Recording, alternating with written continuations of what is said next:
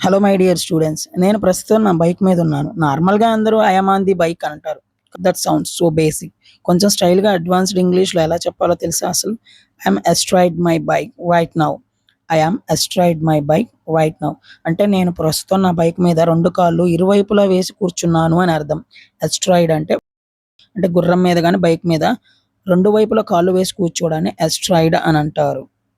చాలామంది bike key పెట్టడం అంటారు. ఒరేయ్ బాబు! అది బైక్ కీ పెట్టడం గాదు. ఇంగ్లీష్‌లో స్టైల్‌గా చెప్పాలి అంటే ఇలా అనాలి. I insert the key into the ignition. Insert అంటే ఏదైనా దూర్చడం లేదా పెట్టడం. ఇగ్నిషన్ అంటే బైక్‌ని ఆన్ చేసి ఆ తాళం రంధ్రం ఉండే భాగాన్ని ఇగ్నిషన్ అంటారు. తాళం పెట్టాక ఏం చేస్తాం? దాన్ని తిప్పుతాం కదా! ఆ తిప్పటాన్ని టర్న్ అనకండి. కొంచెం అడ్వాన్స్‌డ్‌గా చెప్పాలి అంటే I twist the key to switch on the bike.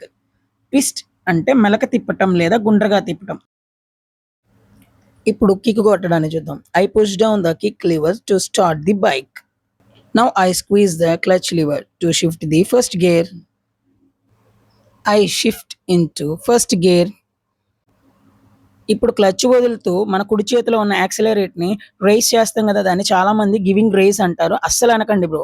అడ్వాన్స్‌డ్‌గా చెప్పాలి అంటే కరెక్ట్ ఇంగ్లీష్‌లో I gently roll on the throttle.